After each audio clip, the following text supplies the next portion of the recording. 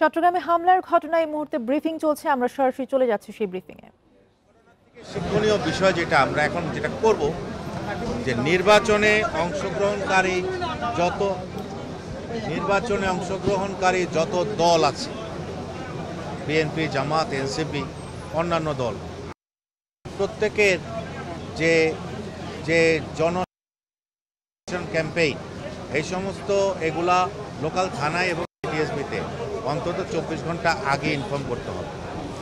Inform করলে আমরা প্রার্থী এবং তাদের যে জনসভা সেগুলোর সিকিউরিটির জন্য আমরা অতিরিক্ত সব আজকের হত্যাকাণ্ডটা আসলে হুমকির মুখে পড়লো কিনা, বা শোনা যাচ্ছে তারা এই যে হত্যাকাণ্ডটা হলো, শোনা যাচ্ছে তারা রোড ম্যাপের মধ্যে এই ধরনের হত্যাকাণ্ড, এটাকে আপনার আসলে কমিশনের মধ্যে শোনা যাচ্ছে তারা মুখোশধারী ছিল। এই যে নির্বাচন রোড ম্যাপে উঠলো, এর মধ্যেই এই হত্যাকাণ্ডটা প্রথম শুরু হয়ে গেল, চট্টগ্রাম থেকে শুরু হলো। এই ব্যাপারটাকে আসলে আবার যদি একটু বলতেন, ব্যাপারটাকে আপনারা সন্ত্রাসীরা ওপেন ঘুরছে, শোনা যাচ্ছে যে they want to intimidate us, but we will not be intimidated.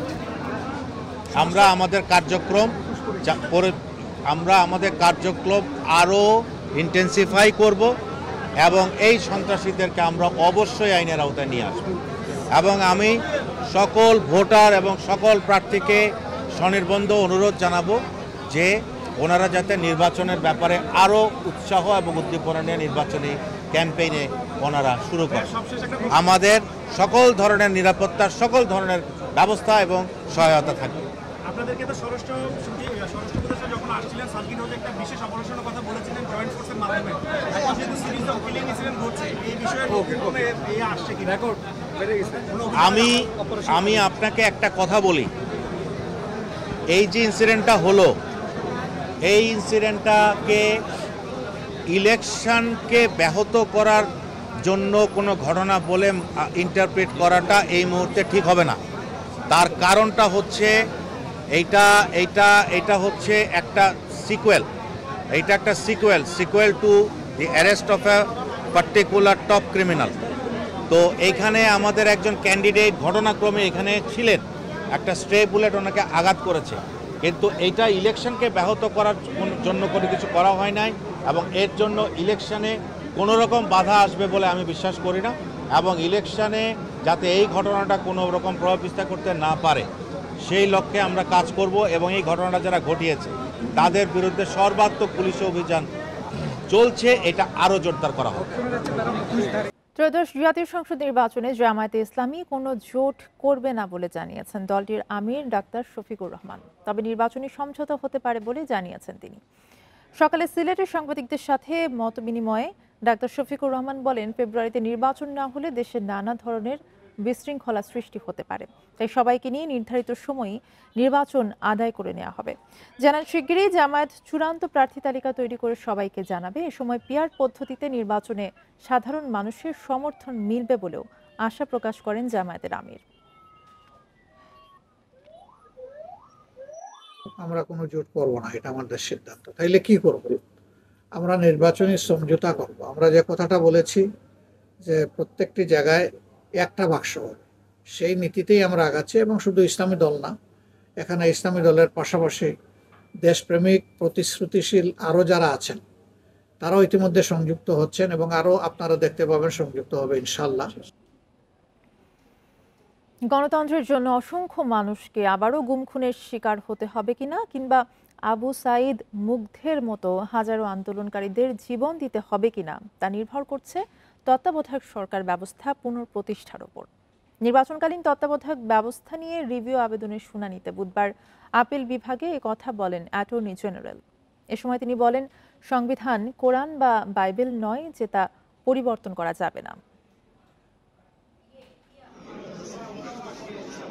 Awami League সরকারের সময় 2011 সালে সংবিধানের ত্রয়োদশ সংশোধনী বাতিল করে দেয়া আপিল বিভাগের রায়ের বিরুদ্ধে রিভিউ আবেদন করে বিএনপি, জামাত সহ 5 পক্ষের 9 জন ব্যক্তি। 8 দিন ধরে তাদের আইনজীবীদের শুনানি শেষ হয় বুধবার প্রথমার্ধে। এরপর প্রধান বিচারপতির নেতৃত্বে 5 বিচারপতির আপিল বেঞ্চে চূড়ান্ত শুনানি শুরু করে রাষ্ট্রপক্ষ। বলেন, তত্ত্বাবধায়ক ব্যবস্থা বাতিল করে সাবেক প্রধান বিচারপতি খায়রুল হকের দেয়া ওই রায়ে বিচারের চেয়ে রাজনৈতিক প্রভাবই বেশি ছিল। সে রায়ের ফলে এদেশে সাধারণের ভোটাধিকার হরণ করে ধ্বংস করা হয় গণতন্ত্র, শুরু হয় গুম খুন। যেখানে বাংলাদেশের গণতন্ত্র, বাংলাদেশের সার্বভৌমত্ব, বিচার বিভাগের স্বাধীনতা, আইনের শাসন, বাংলাদেশের মানুষের মৌলিক অধিকার, এই সবগুলো নিশ্চিত করার ক্ষেত্রে এই রায় একটি অনন্য দলিল হিসেবে থাকবে। সর্বোচ্চ আদালতকে অ্যাটর্নি জেনারেল বলেন, সংবিধান কোনো ধর্মগ্রন্থ নয় যে তা পরিবর্তন করা যাবে না। জনগণ চায় এটি পরিবর্তন করে তত্ত্বাবধায়ক ব্যবস্থার অন্তর্ভুক্ত করা হোক। কোরআন কিংবা বাইবেল কেউ পরিবর্তন করতে পারবে না, সংবিধান পরিবর্তনযোগ্য। এটাও বলেছি, যদি আপনি বলে দেন তত্ত্বাবধায়কে ফিরে গেলাম, সেটাই যে অ্যাবসলিউট তাও না। এটাও জনগণ চাহিদা অনুসারে, জনগণ যদি মনে করে যে এইটাতে তার ভোটাধিকার নিশ্চিত হচ্ছে না, জনগণ ইচ্ছা করলে ওর বিরুদ্ধে সংগ্রাম করতে পারবে। এর আগে রিভিউ আবেদনকারী বিএনপি মহাসচিবের পক্ষে তার আইনজীবী মতামত দেন, আপিলের রায়ে তত্ত্বাবধায়ক ব্যবস্থা ফিরলেও এর প্রয়োগ চতুর্দশ সংসদ নির্বাচন থেকে। সবসময় এ ধরনের রায়ের কার্যকারিতা পরবর্তী সময় থেকে কার্যকর হয়। তো সেই হিসেবে এই নির্দলীয় তত্ত্বাবধায়ক, এই অন্তর্বর্তীকালীন সরকারের সময়কার যে অনুষ্ঠিতব্য নির্বাচন ফেব্রুয়ারি 2026-এ, সেটি এই রায় তারপর প্রভাব বিস্তার করবে না। তত্ত্বাবধায়ক ব্যবস্থা ফেরাতে আবারও বৃহস্পতিবার আপিল বিভাগে শুনানি করবে রাষ্ট্রপক্ষ। Zahidul Bashar, Independent News, Dhaka. আওয়ামী লীগ মিছিল সমাবেশের চেষ্টা করলেই আইনের সর্বোচ্চ ব্যবহার করা হবে, এ নিয়ে আইনশৃঙ্খলা বাহিনীর সব সদস্যকে নির্দেশ দেওয়া হয়েছে বলে জানিয়েছেন প্রেস সচিব। মাইলস্টোন ট্র্যাজেডির তদন্ত প্রতিবেদন বিষয়ে ব্রিফিংয়ে এসব কথা জানান তিনি। আরও বলেন, নিরাপত্তার কারণে পাইলট প্রশিক্ষণ কেন্দ্র ঢাকার বাইরে নেওয়ার পরামর্শ তদন্ত কমিটির। মাইলস্টোন স্কুল অ্যান্ড কলেজে ভয়াবহ বিমান দুর্ঘটনার প্রায় 3.5 মাস পার হয়েছে। সেই ঘটনার তদন্ত প্রতিবেদন বুধবার প্রধান উপদেষ্টার কাছে জমা দেয় কমিটি। এ নিয়ে বিকেলে ফরেন সার্ভিস একাডেমিতে ব্রিফিং করেন প্রেস সচিব। জানান, যুদ্ধবিমানের উড্ডয়নজনিত ত্রুটির কারণেই দুর্ঘটনা ঘটেছে বলে প্রতিবেদনে উল্লেখ করা হয়েছে। তাই পাইলট প্রশিক্ষণ কেন্দ্র ঢাকার বাইরে করার পরামর্শ দিয়েছে তদন্ত কমিটি। মূল যেটা ফাইন্ডিংস ছিল সেটা প্রতিবেদনের বলা হয়েছে যে পাইলটের উড্ডয়নের ত্রুটির জন্য এই দুর্ঘটনা ঘটেছে। ট্রেনিংয়ের সময় উনি যখন ফ্লাই করছিলেন পরিস্থিতি তার আয়ত্তের বাইরে চলে যায়, এটা হচ্ছে কনক্লুশন। প্রধান যে রিকমেন্ডেশন সেটা হচ্ছে জননিরাপত্তার স্বার্থে এখন থেকে এয়ারফোর্সের সকল ইনিশিয়াল ট্রেনিং ঢাকার বাইরে পরিচালিত হবে। প্রশ্নোত্তর পর্বে আওয়ামী লীগের কার্যক্রম নিয়ে প্রশ্ন করেন সাংবাদিকরা। জবাবে প্রেস সচিব বলেন, নিরস্ত্র নিরীহ মানুষকে হত্যার অভিযোগে শেখ হাসিনার বিচার চলছে। তার নির্দেশে কেউ রাজপথে বিশৃঙ্খলার চেষ্টা করলে আইন শৃঙ্খলা বাহিনী প্রতিহত করবে। আওয়ামী লীগের অ্যাক্টিভিটিস ব্যান্ড বাংলাদেশে, এটা সরকার আদেশে এটা ব্যান্ড হয়েছে। কেউ এই ব্যান্ডকে ডিফাই করে সভা সমিতি করতে চাবেন, ঝটিকা মিছিল করতে চাবেন, যাই করতে চাবেন, সেই ক্ষেত্রে আমাদের আইনের full force of the law apply হবে, কঠিনভাবে অ্যাপ্লাই হবে আইনের, এখানে কোনো ব্যত্যয় হবে না। এই জায়গায় এই গভর্নমেন্ট 1 ইঞ্চি কাউকে ছাড় দেওয়া হবে না। প্রেস সচিব আরও জানান, ভারতে অবস্থান করা শেখ হাসিনার কর্মকাণ্ডে নজর রাখছে অন্তর্বর্তী সরকার। এটা ওরা মেনে চলে, সেটার জন্য ওইখানে। Buddhadeb Kundu, Independent News, Dhaka. সেনাবাহিনীর বিরুদ্ধে অপপ্রচার চালানোর অভিযোগ তুলেছে সদর দপ্তর। বুধবার সংবাদ সম্মেলনে লেফটেন্যান্ট জেনারেল মাইনুর রহমান বলেন, সুষ্ঠু নির্বাচনের পর ব্যারাকে ফিরে যাবে সেনারা। এ সময় তিনি আরও বলেন, সেনা ও আইসিটিপি অ্যাক্টকে মুখোমুখি করা ঠিক হবে না। সরকারের চাওয়া অনুযায়ী গুমে অভিযুক্ত সেনা সদস্যদের বিচার চলবে। নিয়মিত সংবাদ সম্মেলনের আয়োজন করে সেনা সদর। প্রশ্ন আসে, গুমের দায়ে অভিযুক্ত সেনা সদস্যদের বিচার, অস্ত্র উদ্ধার ও নির্বাচনে দায়িত্ব পালন নিয়ে। 50% সেনা সদস্যকে মাঠ থেকে তুলে নেয়ার প্রসঙ্গে সদর দপ্তর জানায়, লম্বা সময় বাইরে থাকায় প্রশিক্ষণ সহ বিভিন্ন কার্যক্রম ব্যাহত হচ্ছে। সুষ্ঠু নির্বাচনের মধ্য দিয়ে ব্যারাকে ফিরে যাবে সেনারা। নির্বাচন পর্যন্ত বা তার কিছুটা পরেও যদি বাইরে থাকতে হয়, তাহলে আরও কিছুদিন বাইরে থাকতে হবে। তো এতে করে কিন্তু আমাদের প্রশিক্ষণ বিঘ্নিত হচ্ছে। আমরাও চাই একটা সুষ্ঠু নির্বাচন অনুষ্ঠিত হোক এবং আমরা সেনানিবাসে ফেরত আসতে পারি। নির্বাচন সামনে রেখে সীমান্ত দিয়ে অস্ত্র প্রবেশ ও বিভিন্ন জায়গায় গোলাবারুদ উদ্ধারে উদ্বেগ জানায় সেনা সদর। গত 15 মাস যাবৎ বাংলাদেশ সেনাবাহিনী বেসামরিক প্রশাসনকে সহায়তায় আইন শৃঙ্খলা রক্ষা কাজে নিয়োজিত রয়েছে।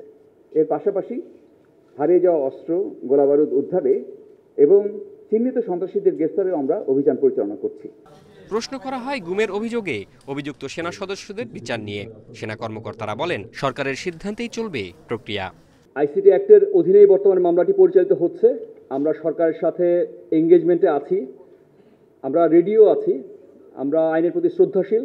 দেশের যে প্রচলিত আইনগুলো আছে সেটার মধ্যে যেভাবে বিচার হবে আমরা চাইব যে সরকার একটি স্বচ্ছ প্রক্রিয়ার মাধ্যমে বিচারটি সম্পন্ন করবে। সরকার ও কমিশনের পরিপত্র অনুযায়ী সেনাবাহিনী নির্বাচনে দায়িত্ব পালন করবে বলে আশ্বাস দেয়া হয়। জাহিদুল ইসলাম, ইন্ডিপেন্ডেন্ট নিউজ, ঢাকা। আবারও দুর্নীতি মামলার আসামি হয়েছেন শেখ হাসিনা, সজীব ওয়াজেদ ও সাইমা ওয়াজেদ। সিআরআই এর নামে 15 কোটি টাকা লোপাট, 439 কোটি টাকার সন্দেহজনক লেনদেন এবং 36 কোটি টাকা কর ফাঁকির অভিযোগ এনেছে দুদক। এই মামলায় আসামি করা হয়েছে আরও 5 জনকে। বুধবার সংবাদ সম্মেলনে এসব তথ্য দেন সংস্থার দুর্নীতি প্রতিরোধ বিভাগের মহাপরিচালক। 2024 সালের 5 আগস্টের আগ পর্যন্ত প্রায় 15 বছর ক্ষমতায় ছিলেন শেখ হাসিনা। সে সময় আওয়ামী লীগ সরকারকে টিকিয়ে রাখা, ভাবমূর্তি উন্নয়ন করাসহ প্রায় সব স্বার্থ রক্ষার নামে চলছিল centre for research and information বা সিআরআই এর কার্যক্রম। সরকার পতনের পর দুদকে আসতে থাকে শেখ হাসিনা, তার পরিবার ও আওয়ামী লীগ নেতাদের বিরুদ্ধে নানান অভিযোগ। বাদ যায়নি সিআরআইও। প্রাথমিক অনুসন্ধানে বেরিয়ে আসে সিআরআই আওয়ামী লীগ সরকারের স্বার্থ রক্ষার নামে বিভিন্ন প্রকল্পের মাধ্যমে অর্থ আত্মসাৎ আর চাঁদাবাজিতে ব্যস্ত ছিল। প্রভাব খাটিয়ে 23টি কোম্পানি থেকে সমাজ কল্যাণের নামে আদায় করে প্রায় 47 কোটি টাকা। এছাড়া ব্যাংক হিসেবে কমপক্ষে 70 কোটি টাকা থাকার কথা থাকলেও 15 কোটি টাকার হিসাব পাওয়া যায়নি। আর অস্বাভাবিক লেনদেন হয়েছে 439 কোটি টাকা। অপরাধমূলক বিশ্বাসভঙ্গের মাধ্যমে জনকল্যাণমূলক কাজ না করে এবং সমাজসেবা অধিদপ্তরের থেকে নিবন্ধিত প্রতিষ্ঠান না হওয়া সত্ত্বেও এসআরও জারি করে কর সুবিধা প্রদান করা হয় এবং সিআরআই কর সুবিধা গ্রহণ করে থাকে। এদিকে বিএনপি চেয়ারপারসনের সামরিক উপদেষ্টার নাম ভাঙিয়ে দুদকে কনস্টেবল নিয়োগের অভিযোগে একজনকে গ্রেপ্তার করেছে সংস্থাটি। প্রার্থীর দেয়া 2টি চেক, নগদ অর্থ, প্রবেশপত্র সহ গুরুত্বপূর্ণ আলামতও জব্দ করা হয়েছে।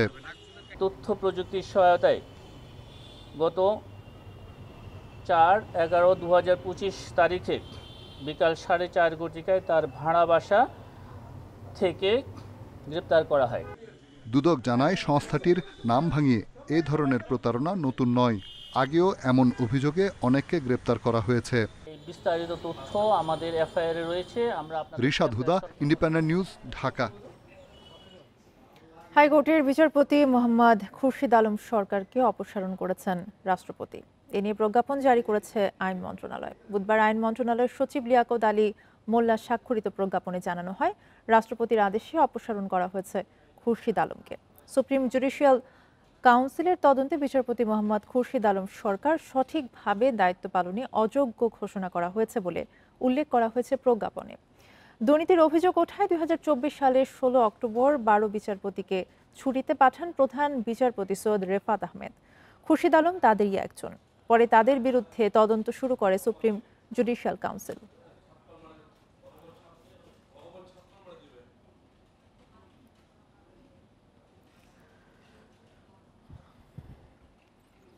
ডেঙ্গুর ভিন্ন ধরনের সংক্রমণ ও জ্বরে আক্রান্ত হয়েও পরীক্ষা না করানোর কারণেই বাড়ছে জটিলতা ও মৃত্যু। এছাড়া জমে থাকা বৃষ্টির পানিতে মশার বিস্তার ঠেকাতে না পারায় দেশব্যাপী সংক্রমণ বাড়ছে বলে জানিয়েছেন বিশেষজ্ঞরা। বুধবার একদিনে ডেঙ্গুতে মারা গেছেন 10 জন আর নতুন রোগী 1069 জন। মৌসুম পরিবর্তনে ঘরে ঘরে বেড়েই চলেছে জ্বর, কিন্তু সে হারে বাড়েনি ডেঙ্গু পরীক্ষার সংখ্যা।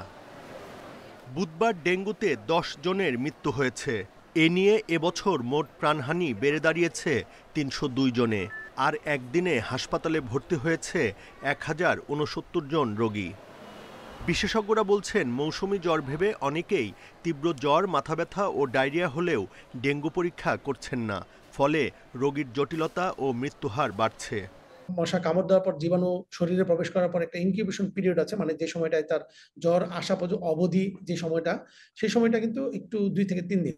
যাই হোক, আমরা জ্বরের প্রথম 24 ঘন্টা থেকে 48 ঘন্টার মধ্যে একটা পরীক্ষা করি, সেটি কিন্তু খুবই দ্রুত সময়ে ডেঙ্গু নিরূপণ করে, সেটা হচ্ছে ডেঙ্গু NS1। স্বাস্থ্য অধিদপ্তরের তথ্য অনুযায়ী নভেম্বরের 5 দিনেই ডেঙ্গুতে মারা গেছে 24 জন। বুধবার মারা গেছেন ঢাকা দক্ষিণে 5 জন, ঢাকা উত্তরে 3 জন এবং খুলনা ও বরিশাল বিভাগে 1 জন করে। বিশেষজ্ঞরা বলছেন গত বছর ও এবছর মৃত্যুহার বৃদ্ধির কারণ ডেঙ্গুর ভিন্ন সেরোটাইপ। 2024-এ কিন্তু ডেন 3 এর আধিক্য ছিল, 2025-এ আবার ডেন 2 দিয়ে আক্রান্ত দেখা যাচ্ছে।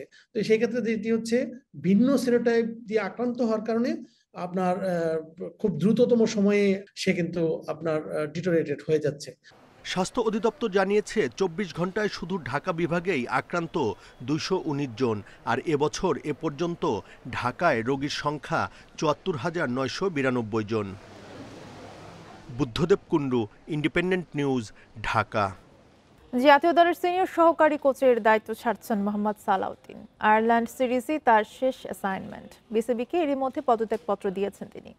বোর্ডের বিবৃতিতে বলা হয়েছে, আলোচনা করে পরবর্তীতে চূড়ান্ত সিদ্ধান্ত জানানো হবে। পদত্যাগের গুঞ্জন ছিল, এর মধ্যে বিসিবিতে মোহাম্মদ সালাউদ্দিনের আগমনে আগ্রহ বাড়ে গণমাধ্যমের। নিজের কাজ উপভোগ করছেন না বলেই দায়িত্ব ছাড়ছেন, এমন খবর চাউর হয়। ক্ষণে ক্ষণে শিরোনামও বদলাতে থাকে। একাধিক গণমাধ্যম জানায় পদত্যাগপত্র বোর্ডকে দিয়েছেন সালাউদ্দিন। বিসিবি নিশ্চিত না করায় বাড়ে ধোঁয়াশা। দিনভর নাটকীয়তার পর সন্ধ্যায় আনুষ্ঠানিক বিবৃতি বোর্ডের, জানায় পদত্যাগপত্র দিয়েছেন সালাউদ্দিন। আয়ারল্যান্ড সিরিজের পর দায়িত্ব ছাড়বেন। পদত্যাগপত্র পেলেও চূড়ান্ত সিদ্ধান্তের জন্য ঝুলিয়ে রেখেছে বিসিবি। বর্তমানে আইসিসি সভার কারণে বিসিবি সভাপতি দেশের বাইরে থাকায় সালাউদ্দিনের পদত্যাগের বিষয়ে বোর্ডের সুনির্দিষ্ট পরিকল্পনা জানতে অপেক্ষা। আয়ারল্যান্ড সিরিজে আশরাফুলকে ব্যাটিং কোচের দায়িত্ব দেয় বিসিবি। এরপর থেকেই গুঞ্জন ছিল সরে দাঁড়াতে পারেন সালাউদ্দিন। সম্প্রতি জাতীয় দলের ব্যাটিং ভরাডুবি, একাদশ নির্বাচনে প্রভাব, ড্রেসিং রুমে গ্রুপিংয়ের অভিযোগ ওঠে সালাউদ্দিনের বিরুদ্ধে। তাকে সরিয়ে দেওয়ার দাবি উঠে সোশ্যাল মিডিয়ায়। সমালোচনার মুখে অস্বস্তি থেকেই সরে যাওয়ার সিদ্ধান্ত সালাউদ্দিনের। তার জায়গায় টাইগারদের সহকারী কোচের দায়িত্বে মোহাম্মদ আশরাফুল, এমন খবর দিয়েছে ESPN ক্রিকইনফো। গত বছর নভেম্বরে সিনিয়র সহকারী কোচের দায়িত্ব পান সালাউদ্দিন। 2027 পর্যন্ত চুক্তির মেয়াদ থাকলেও 1 বছরের মাথায় পদত্যাগ করলেন। কপিল পাল, ইন্ডিপেন্ডেন্ট নিউজ। ঢাকা বিশ্ববিদ্যালয় ক্যাম্পাসকে পরিবেশ বান্ধব হিসেবে গড়ে তোলার পরিকল্পনা কর্তৃপক্ষ এবং ছাত্র নেতাদের। গাছপালা, লতাগুল্ম কিংবা পাখিদের নিবিড় বসবাসের পরিবেশ নিশ্চিতের লক্ষ্য তাদের। উদ্ভিদ বিজ্ঞান বিভাগ এবং পরিবেশ ছাত্র সংসদের আলোচনা সভায় এমনটাই জানান আয়োজকরা।